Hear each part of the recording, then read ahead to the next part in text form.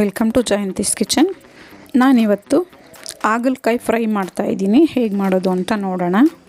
ಒಂದು ಪಾತ್ರೆ ಇಟ್ಕೊಂಡು ಅದಕ್ಕೆ 1-2 ಟೇಬಲ್ ಸ್ಪೂನಷ್ಟು ಎಣ್ಣೆ ಸೇರಿಸ್ಕೊತಾ ಇದ್ದೀನಿ.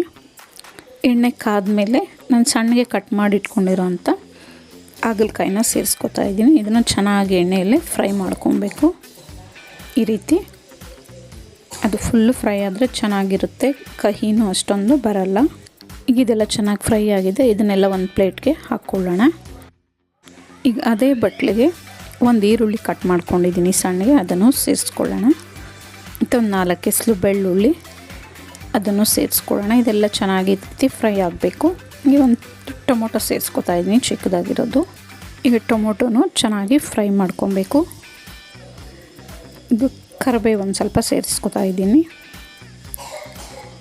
ಇದೆಲ್ಲ ಫ್ರೈ ಆದಮೇಲೆ ನಾವು ಫ್ರೈ ಮಾಡಿ ಇಟ್ಕೊಂಡಿದ್ದಂಥ ಎಣ್ಣೆಲಿ ಫ್ರೈ ಮಾಡಿ ಇಟ್ಕೊಂಡಿದ್ದ ಹಾಗಲಕಾಯಿನ ಸೇರಿಸ್ಕೊಂಡು ಅದಕ್ಕೆ ರುಚಿಗೆ ತಕ್ಕಷ್ಟು ಚಿಲ್ಲಿ ಪೌಡರು, ರುಚಿಗೆ ತಕ್ಕಷ್ಟು ಉಪ್ಪು ಎಲ್ಲ ಸೇರಿಸ್ಕೊಂಡು ಒಂದು ಸ್ವಲ್ಪ ನೀರು ಸೇರಿಸ್ಕೊಂಡು ಇದನ್ನು ಚೆನ್ನಾಗಿ ಬೇಯಕ್ಕೆ ಬಿಡಬೇಕು.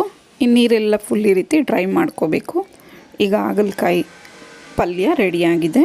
ಹಾಗಲಕಾಯಿ ಅಂತೂ ಆರೋಗ್ಯಕ್ಕೆ ತುಂಬಾ ಒಳ್ಳೆಯದು. ಯಾವುದಾದ್ರೂ ಒಂದು ರೀತಿಯಲ್ಲಿ ಇದನ್ನು ಮಾಡ್ಕೊಂಡಾಗ ತಿನ್ನೋದು ತುಂಬಾ ಒಳ್ಳೆಯದು.